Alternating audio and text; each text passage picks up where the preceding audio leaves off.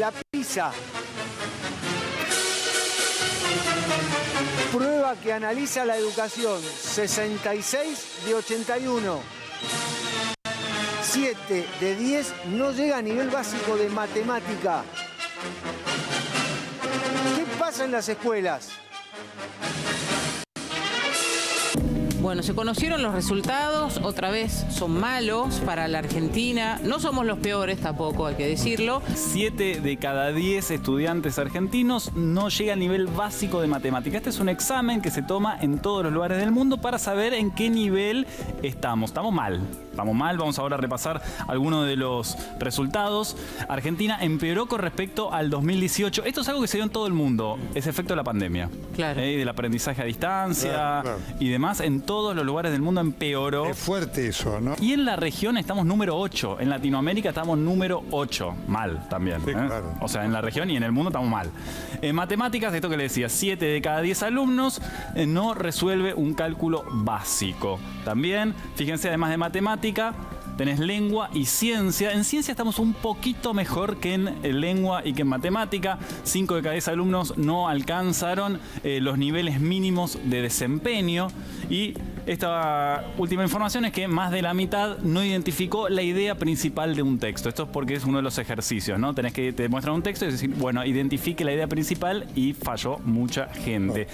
Ha determinado algo que viene ocurriendo en los últimos años y que tiene que ver con la calidad educativa en la Argentina, que viene deteriorándose en los últimos años y que hoy la escuela lo único que hace es solamente contener. PISA, ¿no? Las pruebas PISA son evaluaciones que toma la OCDE, la Organización para la Cooperación y el Desarrollo Económico, cada 3 años a estudiantes de 15 años. Y evalúa a estos estudiantes de 15 años en 3 áreas de conocimiento, que son lectura, matemática y ciencia, y lo hace mediante un enfoque de resolución de problemas de la vida cotidiana. Sí. Lo cual lo distingue de otras pruebas que quizás evalúa sobre todo conocimientos básicos. En el año 2018, esta prueba debía hacerse en el 2021, se hace cada 3 años, pero por el contexto de pandemia no se hizo en el 21. En el 2018, Córdoba obtuvo 400 puntos, levemente por encima del promedio del país en matemática. En el año 2022, es decir, el año pasado, 394 retrocedió Córdoba, y ahí a nivel país los conocimientos de matemáticas similares. En lengua, 427 el año pasado en Córdoba, en la medición anterior en Córdoba, 419 ahora, por debajo, es decir, un retroceso.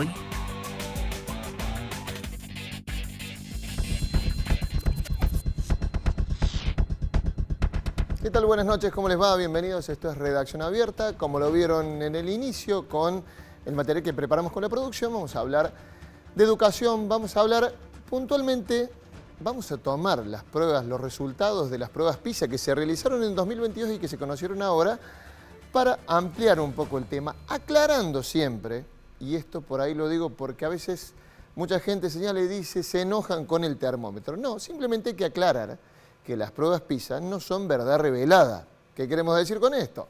Responden a la Organización para la Cooperación y el Desarrollo Económico, son pruebas estandarizadas, las toma una empresa privada y, obviamente, este carácter estandarizado en esas 3 competencias que se miden da una pauta que nos pone en un ranking.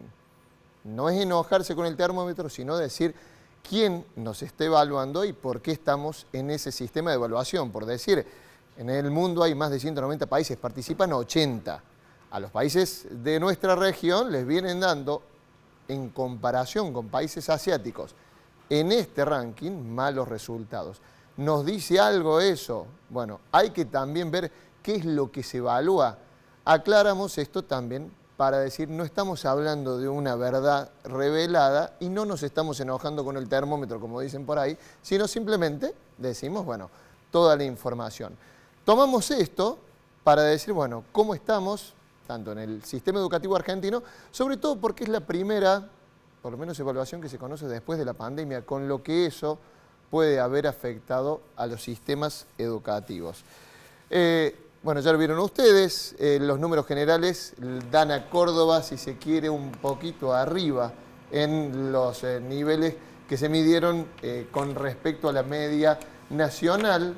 no muy bien, no es buena la nota que se sacan tanto ni el Estado Nacional ni nuestra provincia, pero sin embargo, bueno, hay varias cosas para analizar. Por eso voy a dejar de hablar yo y vamos a darle paso a los invitados. Gabriela Brandán es coordinadora de Planeamiento, Evaluación y Modernización del Ministerio de Educación. Y Franco Bukowski, lo dije bien, creo Bukowski, como les gusta llamarse, es profe de lengua en 2 IPEM y reciente secretario general de UPC Capital. ¿Cómo les va? ¿Cómo andan? Buenas noches. Hola, buenas noches. Gracias por estar por aquí. Pueden no coincidir con la apertura, digo, porque a mí también me parece importante aclarar a veces por qué tanto revuelo, por qué tanto cuestionamiento con las pruebas PISA y también qué influencia puede tener eso en los sistemas educativos. Primeras líneas, Gabriela, de lo que fueron estas pruebas PISA, del resultado que se conoció ahora. Bien, bueno, en primer lugar, las pruebas PISA son significativas para la provincia de Córdoba porque además nosotros de participar en el operativo nacional, participamos como región adjudicada. Como región, claro. Es decir, que tenemos nuestros propios resultados desde el año 2018. Esto de alguna manera nos permite hacer dialogar los resultados de este operativo de evaluación junto con otros, como los operativos nacionales Aprender y nuestro propio operativo provincial, las pruebas Prisma. De alguna manera los resultados marcan una cierta coherencia con algo que venimos nosotros desde el Ministerio de Educación de la provincia de Córdoba señalando y que incluso el especialista de la OCDE reconoció como un hito significativo de esta toma de datos especialmente, que tiene que ver con el impacto significativo que ha tenido la pandemia en el logro de aprendizaje de los estudiantes, ¿no? E incluso, digamos, está claro que se pospusieron un año, se Exacto. tenían que haber tomado en el 2021, se tomaron en el 2022 por ese contexto de pandemia, justamente, ¿no? Aún así, los resultados evidencian, por supuesto, y hay un análisis muy interesante que hace OCDE en el informe, evidencian cómo han impactado las distintas políticas, tanto de cierre de las escuelas y las distintas iniciativas que los estados nacionales y subnacionales que participan de los operativos desplegaron para la continuidad pedagógica, dan cuenta de la relación significativa en términos del logro de aprendizaje de los estudiantes. Quiero destacar también que algo que vos mencionabas recién, que es el primer operativo que se hace post pandemia a nivel nacional. Nosotros adherimos y de hecho fuimos una de las provincias que promovió la realización del operativo Aprender. Apenas volvimos de la pandemia, incluso impulsamos Prisma Quinto, que fue una iniciativa que buscaba medir el logro de aprendizaje de los estudiantes de quinto año del nivel secundario, porque entendíamos que no podíamos acompañar y fortalecer el logro de aprendizaje sin ninguna evidencia que nos dijera a dónde estábamos parados una vez que volvimos de la pandemia.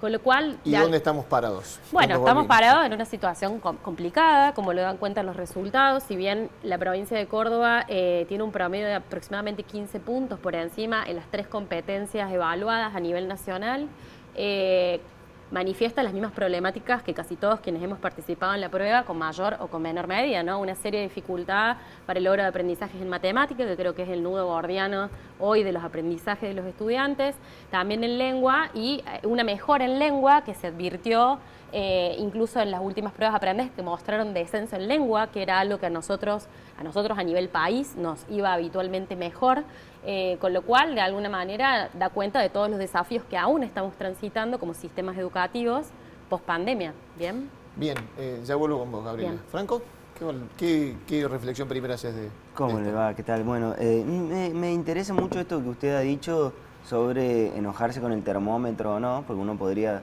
tomar esa postura, esa línea, que comparto muchas de las palabras que ha dicho acerca del carácter que tiene una evaluación de estas características como las PISA, pero hay una cuestión importante allí. El resultado de las pruebas PISA no solamente han dicho que Argentina reprueba las pruebas, sino que el retroceso de aprendizaje ha sido general globalmente, en todo el mundo. En todo el mundo. Entonces, le da mal a la región, le da mal a otras regiones. En general, es un retroceso global en el Uh-huh. aprendizaje que muestra también una situación de crisis social que se traduce en la escuela. Y en esto uno puede hacer todas las observaciones que pueda hacer sobre el termómetro, sobre la evaluación, pero también, por ejemplo, este hecho de que las pruebas PISA son pruebas estandarizadas, se aplican de la misma manera para todos, sin tener en cuenta la currícula en particular del lugar, pero hace 2 años, en 2021, se habían conocido los resultados de las pruebas de la UNESCO, del ERCE, que son el Estudio Regional Comparativo y Explicativo, que tiene otro carácter, y también a Argentina le había ido mal, salió anteúltima en el resultado de las pruebas ERCE. Entonces, no es solamente el caso de la prueba PISA, sino que también hay de otro tipo de pruebas, de otro tipo de termómetro, también hay resultados similares. Entonces es una situación que preocupa, pero que tampoco sorprende. ¿Por qué no sorprende? Porque esto es consecuencia también de una política que nosotros le decimos una política de pico y pala contra la educación pública, es ir picándola y mellándola desde todo lo que tiene que ver con las condiciones en las que se dan la enseñanza y el aprendizaje en la escuela, que están cada vez más melladas y en retroceso. Cuando se plantea una situación de estas características, es lógico que el resultado que se vaya a obtener no vaya a ser el óptimo o el que uno espera. Cuando uno tiene que atender a las situaciones que tiene que atender a la escuela con los recursos cada vez menores, esa situación no se debe solamente a la pandemia, sino que se debe a una política que se viene desarrollando de años que implica un retroceso en la escuela pública. Se ha hablado mucho, por ejemplo, del planteo de la ley de financiamiento educativo y de aumentar el aporte del Estado y del presupuesto del Estado de Educación, pero nunca ni siquiera se llegó a cumplir con el 6% que estaba planteado antes, ni siquiera se cumplió con eso. O el planteo de la participación presupuestaria en el mismo gobierno de la provincia para las escuelas, ha retrocedido en 10 años la participación de educación en el presupuesto de la provincia. Y eso es un tema que es importante porque hay que tenerlo en cuenta. Nosotros tenemos maestras que enfrentan la tarea educativa, la tarea pedagógica, que hoy están 150.000 pesos por abajo de la línea de pobreza. Entonces, con una situación de esas características, es muy difícil que la educación progrese, que la educación mejore. Nosotros venimos hoy, tuvimos una jornada muy intensa, venimos a un plenario de delegados en Capital, de UPC, y era un plenario de delegados para presentar la delegación y demás, porque somos una conducción nueva, pero el debate circuló en torno al salario y ya quedó planteada una movilización para la semana que viene con una exigencia salarial, porque claro, la situación es candente. La realidad de los docentes, la realidad de la escuela y la realidad social, digamos, obviamente que van a tener un impacto, y pensar en matemática, lengua o disciplinas separadas se hace muy difícil. Pero ¿no? porque cuando claro, es así, pero porque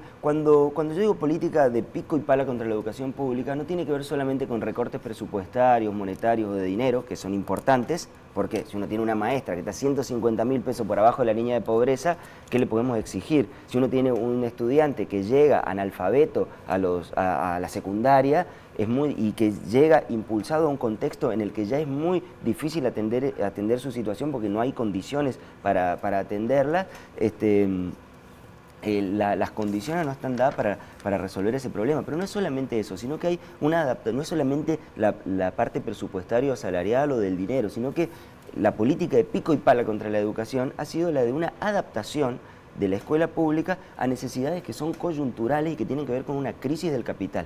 Necesidades que son de competencias técnicas momentáneas del momento que luego se diluyen. Entonces, en lugar de formar integralmente al individuo y que la escuela esté preocupada por el desarrollo integral de la población, está preocupada por responder a demandas del capital y adaptan la escuela a una situación que es crítica para el capital.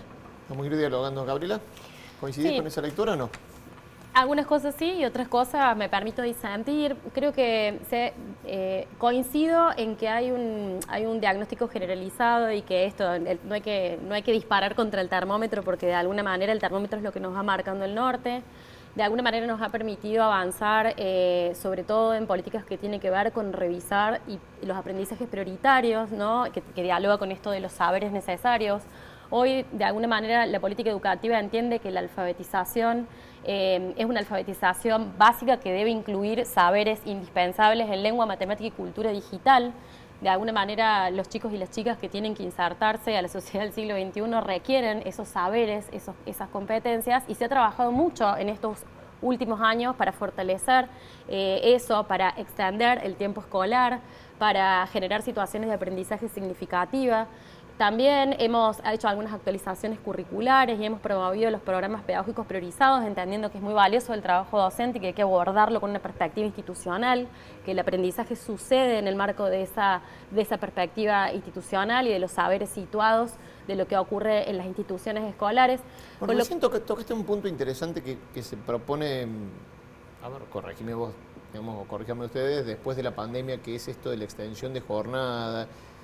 Y a veces, digamos, en algunos lugares, o por lo menos de las escuelas que uno visita y que va entrevistando, hay una buena organización, y en otras parece como si se hubiera extendido una hora por extenderla, y a veces uno se pregunta el para qué o el por qué de esa hora de más. ¿Viene funcionando bien eso? ¿Ha tenido sus buenos resultados? Obviamente que dentro de las posibilidades que brinda solamente una hora de extensión de jornada, ¿no? Bueno, nosotros en la provincia tenemos una experiencia de extensión de jornada que es anterior a esta de la quinta hora escolar en el nivel primario. Nosotros tenemos en las escuelas estatales la sexta hora, una jornada escolar de 6 horas en el segundo ciclo, es decir, cuarto, quinto y sexto grado tienen esa jornada extendida ya desde el año 2010. Con lo cual, nosotros ya veníamos con un proceso de implementación en la provincia de la extensión de la jornada y del trabajo pensando en los aprendizajes en ese marco de más tiempo escolar en situación de aprendizaje. La extensión de la quinta hora lo que hace es sumar al primer ciclo, sobre todo en aquellas escuelas que aún no tenían la jornada escolar en el primer ciclo, y la hemos en Córdoba articulado con los programas pedagógicos priorizados. Entonces, en esa quinta hora trabajamos fundamentalmente el abordaje de las tres disciplinas básicas de la alfabetización que te mencionaba, lengua, matemática y cultura digital, que entendemos que son las que hay que hoy fortalecer profundamente para lograr la alfabetización básica. ¿Franco? Sí, bueno, me quedo pensando en esto por un lado, la extensión del tiempo en la escuela. El tiempo en la escuela es algo muy preciado. Nosotros queremos que los estudiantes estén en la escuela y que allí desarrollen su tarea, su trabajo pedagógico y su aprendizaje. Es esencial, pero tiene que ser significativo también, y no solamente por estar el tiempo de trabajo. Hay que ver las condiciones en las que se da la jornada extendida, y hay que ver las condiciones en que por ahí conviven dos instituciones en un mismo edificio y qué desarrollo pedagógico se puede dar cuando esa convivencia incluso impide un cierto desarrollo pedagógico y lo dificulta. Y después también me quedo pensando en esto de la formación técnica para la cultura digital. Yo, si me permiten, voy a contar una anécdota. Yo vengo de la provincia del Chaco y estudié en una escuela técnica. Yo esto para mostrar como ejemplo de la adaptación de una política educativa a las necesidades coyunturales del capital, de cierta línea de producción. Yo estudié en la escuela técnica, me acuerdo, como vengo de la provincia del Chaco, había desmotadoras de algodón. Entonces estudié la tecnología de fabricación y el desmote del algodón, porque salíamos y íbamos a trabajar a la planta desmotadora. Pero claro, cuando yo terminé, el algodón bajó de precio a nivel internacional, subió el precio de la soja, las desmotadoras cerraron y yo aprendí en vano el desmote del algodón, porque esas plantas cerraron. ¿Por qué? Porque la escuela estaba adaptada a una economía en crisis. Cuando se adapta la escuela a una economía en crisis... Digamos, ya seguimos el diálogo. Voy a sumar a alguien más a esta mesa. Ha tenido la gentileza de atendernos varias veces cuando hablamos de temas de educación. Fue ministro de Educación en el primer tramo del gobierno de Alberto Fernández, el exministro de Educación Nacional, Nicolás Trota. Trota, ¿cómo le va? Buenas noches, gracias por sumarse. ¿Qué tal? ¿Cómo está? Muy buenas noches. Bueno, estamos tratando de desandar los apuntes de lo que han dejado estas pruebas PISA, los resultados de las pruebas PISA que se han conocido ahora, pruebas PISA que se realizaron en el año 2022. Hemos hecho la salvedad al principio del programa de que se trata de pruebas estandarizadas, que no todos los países participan, pero sin embargo, más allá de eso, queremos por lo menos desarmar un poco y ver qué es lo que nos dejan o qué es lo que podemos tomar de aprendizaje de ahí. ¿Qué evaluación hace usted, Trota? Bueno, primero que las pruebas que Argentina participa, en estas pruebas estandarizadas de hace 2 décadas, demuestra que estamos en una situación de estancamiento, ¿no? Los resultados obtenidos no son los resultados esperados, y creo que son el reflejo desde mi perspectiva, el principal condicionante para el acceso a una educación de calidad, para garantizar en todo el territorio una educación de calidad, y es la profunda desigualdad que transita la sociedad argentina, principalmente nuestras infancias y adolescencias. Y es ahí donde tenemos que poner el foco. Estas pruebas del año 2022, por un lado podemos observar que la pandemia en el caso de la Argentina, a diferencia de lo que ocurre en otros países de la región, no impactó en una disminución tan marcada como ocurrió en otros países en la evaluación de matemática y de lectura, y tuvimos una leve mejora en lo que son las ciencias. Ahora, no estamos conformes con estos resultados y creo que debería poner el foco en cómo mejoramos el compromiso del Estado, de los estados en un país federal con el sistema educativo, con nuestra escuela, principalmente en el acompañamiento de las trayectorias educativas más dañadas, atravesadas por la profunda desigualdad. Desigualdad, retroceso y una pandemia que obviamente dejó sus secuelas. ¿Qué puntualmente ve usted preocupante de lo que se vio después de la pandemia? Teniendo en cuenta estos resultados, la comparación que se puede hacer, como bien dice, ya no de pocos años, sino de una trayectoria de años midiendo en estas pruebas estandarizadas. Mire, yo a lo largo de la pandemia, que por supuesto tuvo un impacto educativo, social y económico muy profundo en los distintos países y en la Argentina por supuesto que también, discutía con muchos organismos internacionales que nos planteaban la tragedia educativa de la pandemia, la pérdida de una generación en términos educativos, y no es la mirada que yo tenía, porque yo creo que nosotros veníamos atravesando problemas previos a la pandemia que la pandemia lograron iluminar. Yo creo que la gran tragedia educativa que pueden transitar países latinoamericanos no se relaciona en particular a la pandemia, sino se relaciona a la desigualdad, a la pobreza y a la exclusión, porque un derecho vulnerado, que es el acceso a una educación de calidad, es reflejo también de la vulneración de otros derechos en términos sociales y económicos. Y creo que la pandemia ha puesto la luz sobre esas desigualdades en todo el territorio argentino, con la complejidad de tener un sistema educativo fraccionado por lo que fue el proceso de privatización de algunas instancias educativas en el pasado, pero principalmente lo que fue el proceso de provincialización de nuestro sistema educativo, inaugurado en la década del 70 y terminado de consolidar en la década del 90, sin la transferencia de los recursos necesarios para garantizar esa educación de calidad similar en todo el territorio argentino. Proceso que no se revirtió en los gobiernos recientes tampoco, ¿no? Digamos, o sea, ese deterioro después de la provincialización, ¿no? Digo, también hay que hacer una autocrítica por parte de los últimos gobiernos, ¿no cree, Trota? Sí, yo creo que no son similares todos los gobiernos, ¿no? No, Hubo seguro. gobiernos que asumieron el compromiso, por ejemplo, de la Ley de Educación Nacional, de la Ley de Financiamiento Educativo, de aumentar la masa de inversión, que lamentablemente no trajo los resultados esperados en la velocidad que se deben obtener, porque también tenemos que ser conscientes que esto implica la articulación de 24 sistemas educativos más allá del compromiso del Estado Nacional. Y después hubo otros gobiernos, como el que transitó la Argentina entre el 2015 y el 2019, que implicaron en términos objetivos, ¿no? Y con la llegada del Fondo Monetario Internacional, y así lo demuestra el presupuesto, una enorme retracción de la inversión educativa, que eso se ve reflejado en salarios, pero también se ve reflejado en la ausencia o la interrupción de programas como el Plan Nacional de Lectura o el Plan Tecnológico que era Conectar Igualdad. Ahora, creo que si queremos asumir una educación de calidad, mi mirada se vincula a sostener los procesos de inversión, a ser conscientes que los resultados no llegan de la noche a la mañana en el sistema educativo, y que tan importante como una transformación positiva de lo que ocurre en el proceso de enseñanza-aprendizaje en nuestras aulas, en la mejora de la carrera docente, del salario, de la formación, tan importante como eso es cómo logramos que mejoren las condiciones sociales en las cocinas de nuestros hogares, que por supuesto también es un factor muy determinante en una educación de calidad, porque los países con los mejores resultados no son solo los países que más invierten y más preponderancia le dan a las políticas educativas, sino también son los países que son reflejos de sociedades mucho más igualitarias que las latinoamericanas. Punto, si se quiere, clave, digamos, que acaba de marcar, totalmente de acuerdo en eso.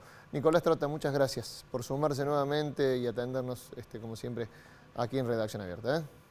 No, muchas gracias a ustedes. Buen fin de semana.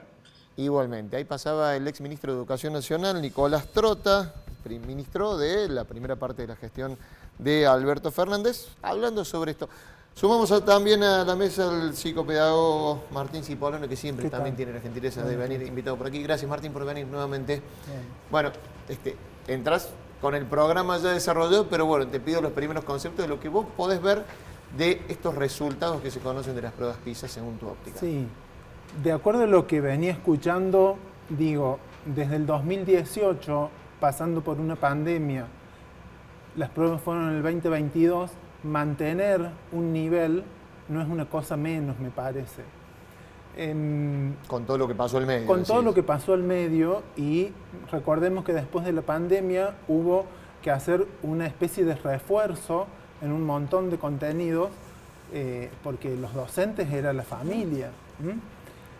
Más allá de eso, en educación a mí no me gusta ver o dar una cara negativa porque es algo tan complejo que digo, si tenemos resultados bajos, como los tenemos, que eso también es una realidad, me parece que lo mejor en cuanto a lo educativo es poder ver eso como un trampolín para poder mejorar todas estas habilidades que el estudiantado no está logrando.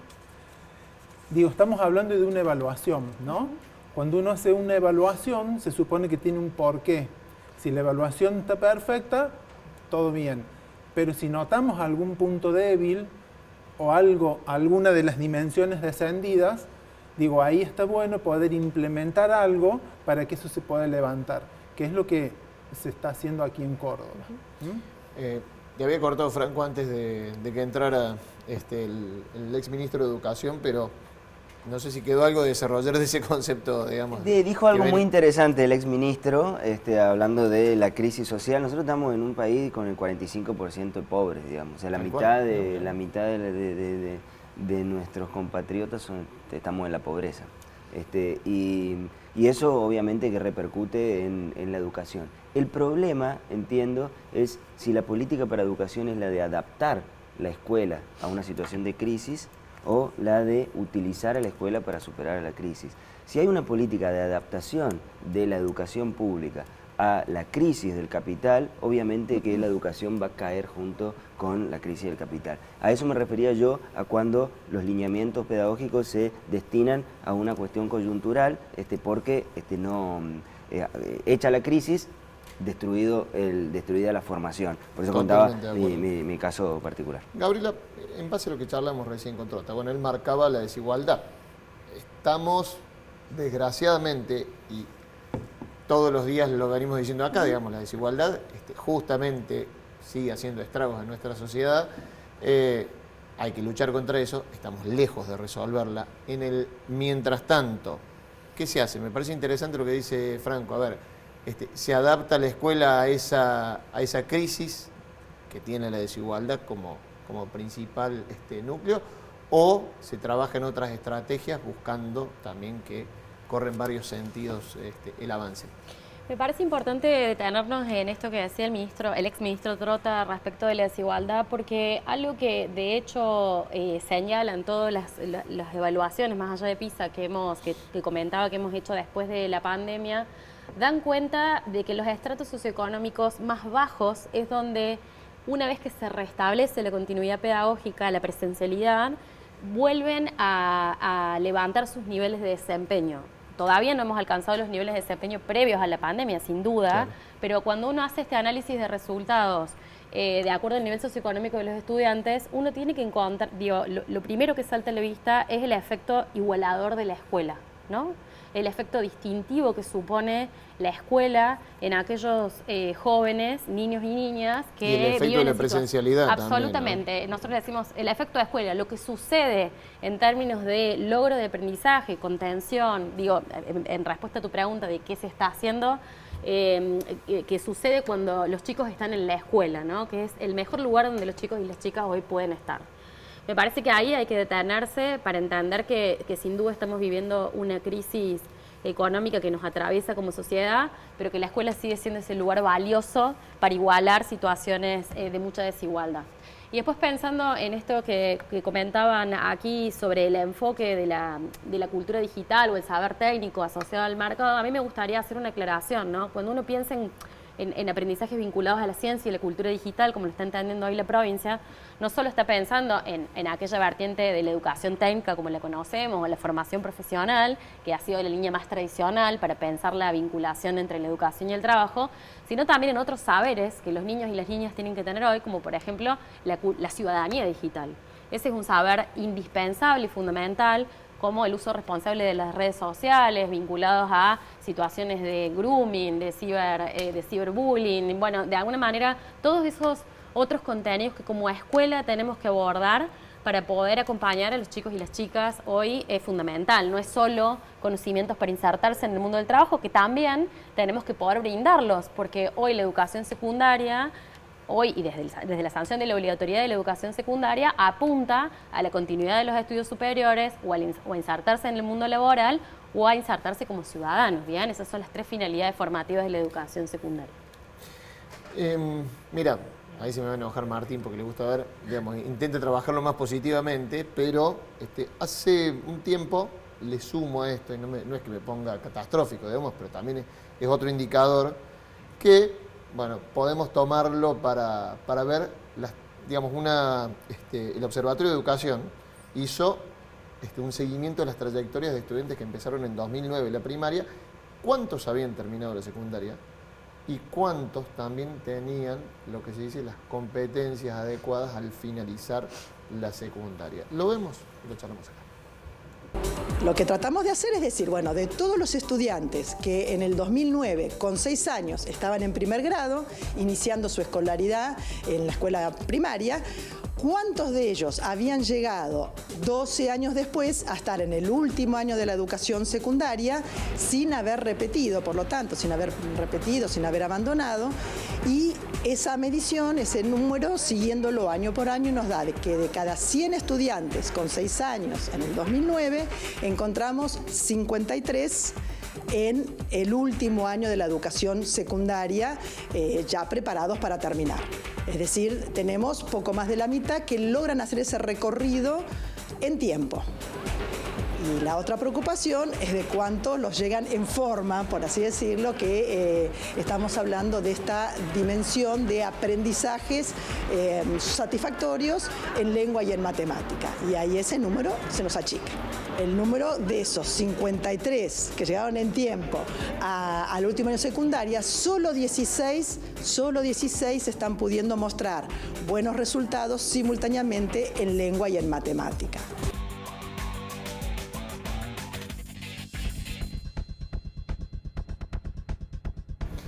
Un dato para sumar, digo, a esta discusión también, digamos, interesante trabajo de, bueno, seguir las trayectorias. No sé si está bien la palabra decir medir las trayectorias, pero sí seguirlas, ¿no?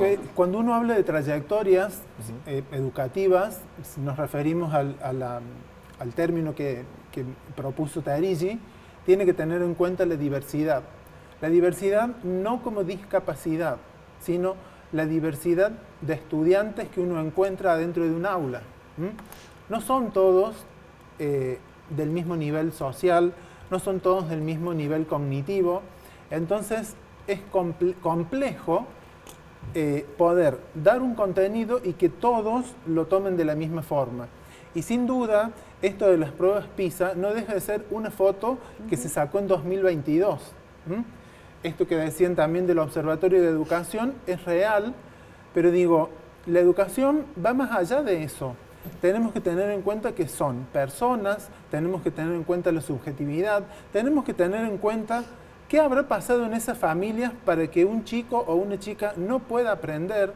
No es una cosa tan sencilla como aplico esto que viene formateado, inclusive muchas veces digitalizado, lo aplico y me da este resultado. Y todo lo que queda al borde de lo educativo... Está claro, Martín, digamos. El tema es, bueno, que uno si ve ese número y está mal, digamos, mirar un número, porque como decís vos, son personas, tienen trayectorias, pero... Y te preocupa, decís, che, si de 100 pibes que empiezan la primaria, solo al final llegan 16 con ciertas capacidades adquiridas. Y sí, bueno, pero ¿sabes qué? Cuando uno hace una investigación, yo puedo decir el 50% no lograron los aprendizajes, o puedo decir el otro 50% sí logró los aprendizajes. Seguro. Entonces digo, también... Pasa que acá el número también te preocupa, porque vos decís, si lo pones en esos términos, decís el 84% quizás en ese tipo de seguimiento de trayectoria no logró los aprendizajes. Y bueno, en eso es muy importante ver dónde están las responsabilidades, ¿no? Y yo en eso de seguir las trayectorias quiero hablar como docente, como profesor, es lo más apasionante que tiene la docencia.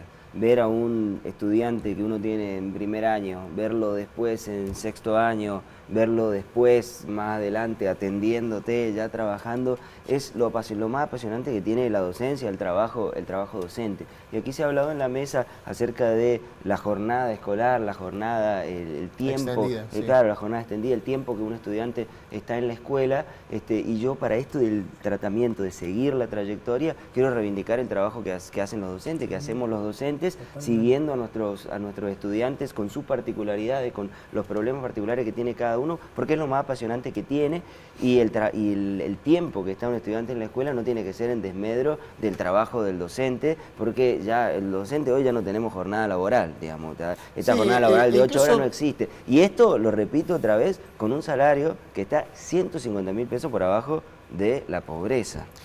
Incluso, a ver, y esto también lo quiero compartir con ustedes, porque al principio del programa aclarábamos un poco lo que son las pruebas PISA y demás, y muchas veces cuando salen esos resultados, el primer apuntado con el dedo es el docente. Estamos hablando de una prueba estandarizada, digamos que, bueno, por ahí podemos cuestionar su forma de medición, pero digo, y encima el cuestionamiento viene para la persona que se para todos los días en el aula, y eso me parece que hacer ciertas lecturas, no digo, digamos, que salgan de esta mesa, sino que a veces la lectura mediática es, bueno, los chicos no aprenden por qué, y ahí si vienen un montón de interpretaciones, creo que es un poco injusto poner a los docentes en ese lugar digamos, de no haber dado las capacidades o las competencias a los alumnos, me parece, ¿no? A mí, si me permitís, y yo te cedo la palabra, que vi que vos también querías tomarla, me parece que cuando uno piensa en lo educativo tiene que pensar siempre con una mirada sistémica, ¿no? La tarea docente sin duda es una parte central, son los actores principales del sistema educativo.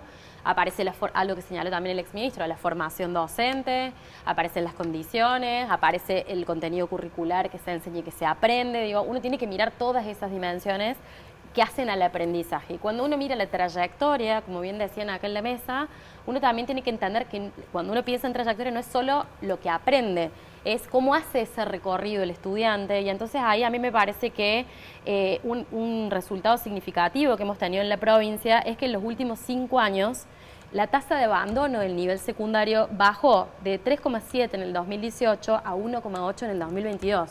Los chicos y las chicas están en las escuelas, ¿sí? Y eso no es un dato menor. Es un dato muy importante que hace a otros desafíos que se suscitan en ocasión de eso y que nos obliga a seguir redoblando esfuerzos, sin duda. Respecto del seguimiento de trayectorias, déjame decir una cosa más y ya les cedo la palabra. Nosotros en la provincia estamos este año haciendo una prueba piloto de un sistema de acompañamiento y protección de trayectorias donde buscamos potenciar desde el sistema nominal de información alertas tempranas de abandono, no de abandono porque no utilizamos abandono, sino de riesgo o vulnerabilidad educativa, que estamos trabajando con una prueba piloto de 80 escuelas de la provincia de Córdoba en el nivel secundario. Y estamos tratando de potenciar toda la política que se viene haciendo en la provincia, desde la creación de figuras como el coordinador de curso, el nuevo régimen académico, que han sido todas figuras pensadas para repensar la mirada de una escuela secundaria que en su origen aparece como una escuela fundamentalmente elitista y que busca incluir y comprender las trayectorias y los recorridos diversos de los estudiantes. Me queda muy poquito tiempo, si quieres no, solamente él habló de responsabilidades, yo le agrego a eso corresponsabilidad, porque la educación, como vos bien dijiste, no es solamente entre el docente, entre el estudiante, entre el contenido, es con la institución escolar y es con la institución familia también. Y a hoy le agregamos lo tecnológico. Les agradezco a los tres. Muchísimas gracias. Muchas gracias porque siempre es interesante, digamos, y es lo que intentamos en Redacción Abierta, poner en el tapete estos temas, porque siempre es importante hablar de educación. Pausa, la primera en Redacción Abierta, ya seguimos.